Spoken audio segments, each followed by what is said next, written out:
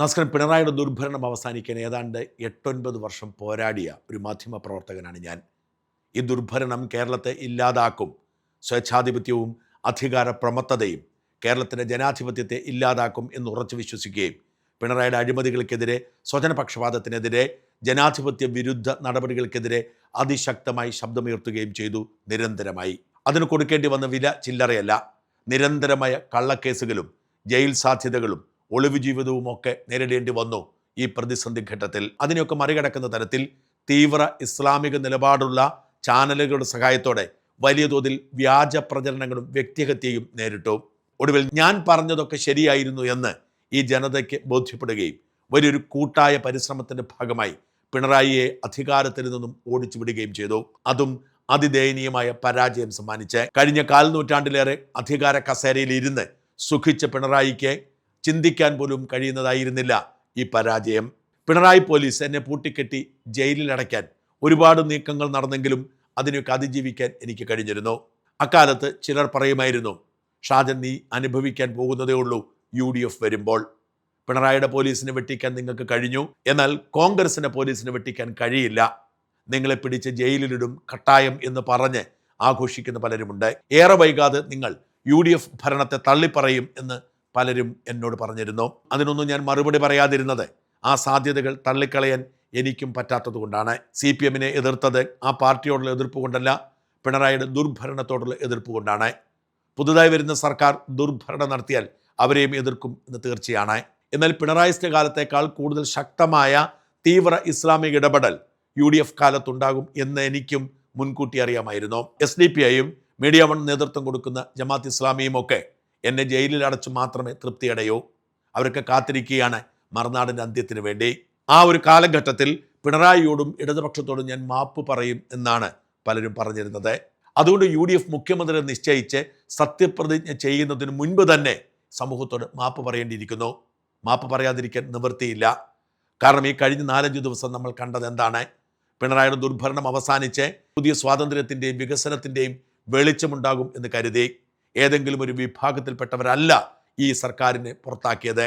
ഏതെങ്കിലും ഒരു നേതാവിനെ കണ്ടിട്ടല്ല ഈ സർക്കാരിനെ പുറത്താക്കിയത്.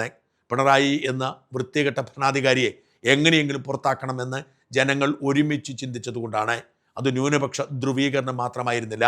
ന്യൂനപക്ഷ വോട്ടുകൾ അധികം കിട്ടിയെന്നത് വാസ്തവമാണെങ്കിലും ഭൂരിപക്ഷ വോട്ടുകളും പിണറായിക്കെതിരായി പ്രവർത്തിച്ചു എന്നതുകൊണ്ടാണ് 102 സീറ്റ് എന്ന ചരിത്രത്തിലെ ഏറ്റവും വലിയ റെക്കോർഡോടുകൂടി UDF ജയിക്കുന്നത്. പക്ഷേ അങ്ങനെ വോട്ട് ചെയ്ത ജനത്തെ ഇവർ കബളിപ്പിക്കുകയാണ്, ജനത്തെ പരിഹസിക്കുകയാണ്, ജനത്തിൻ്റെ ശക്തിയെ വില കുറച്ച് കാണുകയാണ്. എന്തുകൊണ്ടാണ് ഒരാഴ്ചയായിട്ടും ഇവർക്ക് മുഖ്യമന്ത്രിയുടെ കാര്യത്തിൽ തീരുമാനമെടുക്കാൻ കഴിയാത്തത്? ഇപ്പോൾ പറഞ്ഞു കേൾക്കുന്ന 3 പേരിൽ ആര് മുഖ്യമന്ത്രിയായാലും എതിർപ്പുള്ള ആളല്ല ഞാൻ. പക്ഷേ ഇക്കാര്യത്തിൽ അവർക്ക് തീരുമാനിക്കാൻ കഴിയാതെ വരുന്നു. ഇതിൻ്റെ പേരിൽ ചേരിതിരിഞ്ഞ് യുദ്ധം നടക്കുന്നു, MLA-മാരുടെ തലയെണ്ണുന്നു, ജനങ്ങൾ തെരുവിലിറങ്ങി പന്തം കൊളുത്തി പ്രകടനം നടത്തുന്നു. വോട്ട് ചെയ്തവർ നിരാശരാകുന്നു. ചുറ്റിനും നോക്കുക, വോട്ട് ചെയ്ത സകല മനുഷ്യരും നിരാശരാണ്. അവർക്ക് പൊട്ടിത്തെറിക്കുകയാണ്. ഇനി ഒരിക്കൽ കൂടി UDF-നെ അധികാരത്തിൽ കൊണ്ടുവരില്ല, ഞങ്ങൾ തന്നെ ഇവർക്കെതിരെ വോട്ട് ചെയ്യും എന്ന് ജനങ്ങൾ പറയുന്നു. നോക്കൂ, 10 വർഷം അധികാരമില്ലാതിരുന്ന ഒരു പാർട്ടിയാണിത്. 10 വർഷം ജനങ്ങൾ ഒരുപാട് ദുരിതം അനുഭവിച്ചു. അതിനുശേഷം UDF-നെ അധികാരത്തിലെത്തുമ്പോൾ ആ ജനതയോട് യാതൊരു വിധത്തിലുള്ള കൂറും ഇവർക്കില്ല, യാതൊരു വിധത്തിലുള്ള നന്ദിയും ഇവർക്കില്ല എന്നതിൻ്റെ തെളിവല്ലേ ഇപ്പോൾ കാണുന്ന ഈ പേക്കൂത്തുകൾ. 3 പേരിൽ ആര് മുഖ്യമന്ത്രിയായാലും എതിർപ്പില്ല എന്ന് വിശ്വസിക്കുമ്പോഴും 1-2 കാര്യങ്ങൾ ചോദിക്കാതിരിക്കാൻ നിവർത്തിയില്ല. ഇവിടെ നേതാക്കൾ ഇല്ലാത്തത് കൊണ്ടാണോ ഡൽഹിയിൽ നിന്നും ഒരു നേതാവിനെ കൊണ്ടുവരാൻ ഇപ്പോൾ കിണഞ്ഞ് പരിശ്രമിക്കുന്നത്? KC വേണുഗോപാലിൽ ഒരു അയോഗ്യതയും കാണുന്നയാളല്ല ഞാൻ. കേരളത്തിന് മുഖ്യമന്ത്രിയാവാനുള്ള എല്ലാ യോഗ്യതയും KC വേണുഗോപാലിനുണ്ട്. AICCയുടെ സംഘടനാ ചുമതലയുള്ള ജനറൽ സെക്രട്ടറി പദവിയിൽ ഇരിക്കാമെങ്കിൽ, പല സംസ്ഥാനങ്ങളിലെയും തെരഞ്ഞെടുപ്പിനെ നയിക്കാൻ പറ്റുമെങ്കിൽ കേരളത്തിന് മുഖ്യമന്ത്രിയുമാവാം. പക്ഷെ ചോദ്യം ലളിതമാണ്. കേരളത്തിൽ ഈ നിയമസഭാ തെരഞ്ഞെടുപ്പിനെ നയിച്ച 2 നേതാക്കൾ ഉള്ളപ്പോൾ ആ 2 നേതാക്കളെയും പരിഗണിക്കാതെ KCയെ തന്നെ കൊണ്ടുവരണമെന്ന വാശി എന്തിനാണ്? KC അവിടെ വന്ന് മുഖ്യമന്ത്രിയാവുന്നതിൽ ഇവിടുത്തെ കോൺഗ്രസ് പ്രവർത്തകർക്ക്, കോൺഗ്രസ് നേതാക്കൾക്ക് എതിർപ്പില്ലെങ്കിൽ കുഴപ്പമൊന്നുമില്ല, KC ആവട്ടെ.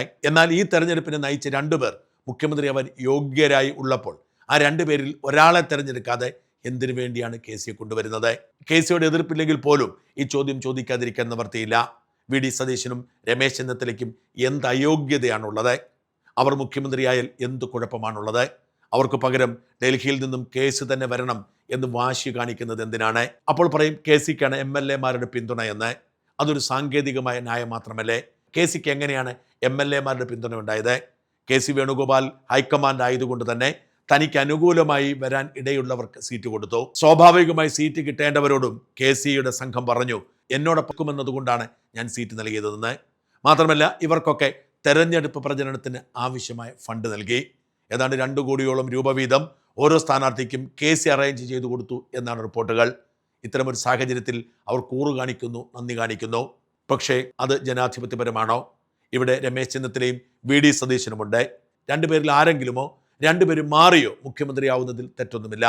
അങ്ങനെ 2 പേരുള്ളപ്പോൾ ആവശ്യത്തിന് പരിചയമുള്ള രമേശ് ചെന്നിത്തലയും ഈ തെരഞ്ഞെടുപ്പിനെ നയിച്ച VD സതീശനുമുള്ളപ്പോൾ മൂന്നാമതൊരാളുടെ ആവശ്യം എന്താണ് എന്ന് സാധാരണ പ്രവർത്തകർ ചോദിച്ചാൽ അവർക്ക് എന്ത് മറുപടി കൊടുക്കും? എന്തിനാണ് ഈ ബഹളം വയ്ക്കുന്നത്? എന്തിനാണ് തെരുവിൽ തല്ലുന്നത്? എന്തിനാണ് കലാപമുണ്ടാക്കുന്നത്? എന്തിനാണ് തർക്കിക്കുന്നത്? ഇപ്പോൾ ഇങ്ങനെ തർക്കിക്കുന്ന നിങ്ങൾ ഏകപക്ഷീയമായി ഒരു മുഖ്യമന്ത്രിയെ പ്രഖ്യാപിക്കുന്നു എന്ന് കരുതുക. ആരുമാവട്ടെ, KC ആവാം, VD ആവാം, രമേശ് ചെന്നിത്തല ആവാം. ഈ തർക്കത്തിന്റെ പേരിൽ ഇത്രയധികം അകന്നുപോയിരിക്കുന്ന മറ്റ് 2 പേർ ഇതിനോട് എങ്ങനെ സഹകരിക്കും? അവർ അവസരം കാത്തിരിക്കില്ലേ?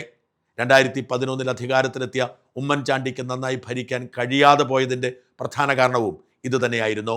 ഉമ്മൻചാണ്ടിയെ വലിച്ച് താഴെ ഇറക്കാൻ കോൺഗ്രസ് പാർട്ടിക്കുള്ളിൽ തന്നെ നീക്കങ്ങൾ നടന്നു. ഭൂരിപക്ഷം കുറവായതുകൊണ്ട് ഉമ്മൻചാണ്ടി ശ്വാസം മുട്ടിക്കാൻ പ്രധാനപ്പെട്ട ഘടകകക്ഷികളെല്ലാം ശ്രമിച്ചുകൊണ്ടിരുന്നു. ഇതിൻ്റെ ഒടുവിലാണ് ഞാണിന്മേൽ കളി നടത്തി ഉമ്മൻചാണ്ടിക്ക് ഭരണം നഷ്ടപ്പെടുന്നത്. വാസ്തവത്തിൽ കേരളം കണ്ട ഏറ്റവും പ്രഗത്ഭനായ മുഖ്യമന്ത്രിയായിരുന്നു ഉമ്മൻചാണ്ടി. അദ്ദേഹത്തിൻ്റെ കൈകൾ ഈ ഘടകകക്ഷികളും പാർട്ടിക്കുള്ളിലെ ഗ്രൂപ്പും ബന്ധിച്ചതുകൊണ്ടാണ് അദ്ദേഹത്തിന് കാര്യമായി ഒന്നും ചെയ്യാൻ കഴിയാതെ പോയത്. എന്നിട്ടും 5 വർഷം നാടിന് എത്രയോ വികസന പദ്ധതികൾ അദ്ദേഹം കൊണ്ടുവന്നു. അതേ ഒരു സാഹചര്യം തന്നെയല്ലേ ഇപ്പോഴത്തെ പ്രതിസന്ധിയും സൃഷ്ടിക്കുന്നത്. ഒരു കാര്യം നിങ്ങൾ മറന്നു പോകരുതാത്തത്, കോൺഗ്രസ് പ്രവർത്തകർ മാത്രമല്ല, CPM-കാരും BJP-കാരും അടക്കം രാഷ്ട്രീയമില്ലാത്ത സകല മനുഷ്യരും UDF-നെ അധികാരത്തിലെത്തിച്ചു. UDF-ന് വോട്ട് ചെയ്ത സകല മനുഷ്യരെയും നിങ്ങൾ പരിഹസിക്കുകയല്ലേ, കളിയാക്കുകയല്ലേ? ഇപ്പം നിങ്ങൾ എങ്ങനെയെങ്കിലും ഈ ക്രൈസിസ് പരിഹരിച്ചു എന്ന് കരുതുക. അപ്പോഴും പ്രശ്നം ബാക്കി കിടക്കുന്നു. മന്ത്രിസ്ഥാനത്തെക്കുറിച്ചുള്ള തർക്കം.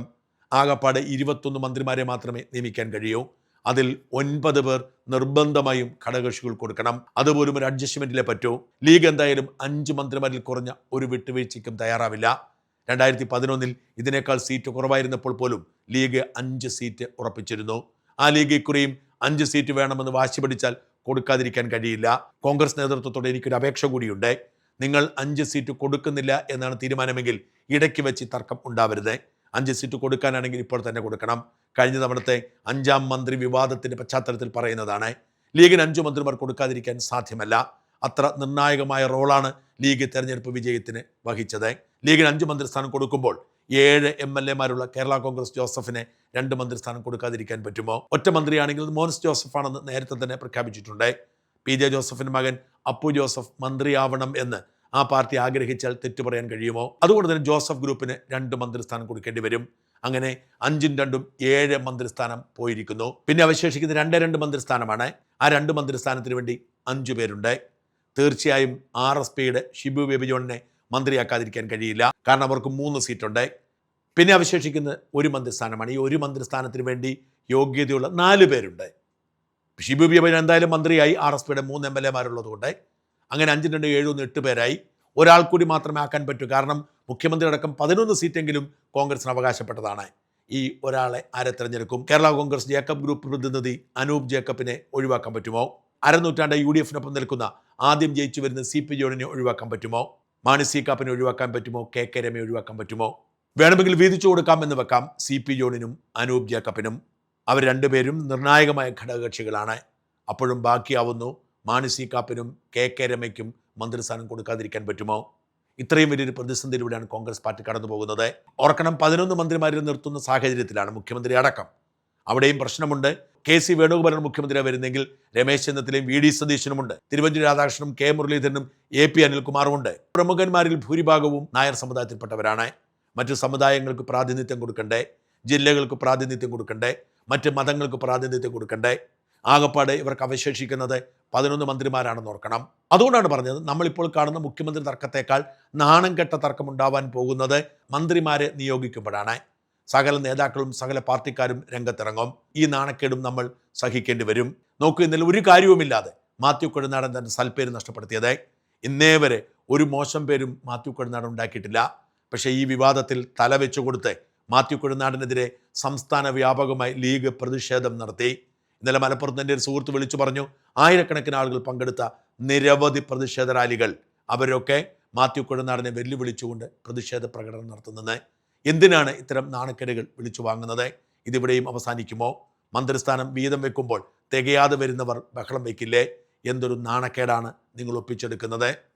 പിണറായിയും കൂട്ടരെയും പുറത്താക്കിയ ജനങ്ങൾ എത്രയും വേഗം അവരുടെ അഴിമതികൾ അന്വേഷിച്ച് ഇവരെ പിടിച്ച് ജയിലിലിടുന്നെന്ന് കാണാൻ കാത്തിരിക്കുകയാണെന്ന് നിങ്ങൾ മറക്കരുത്.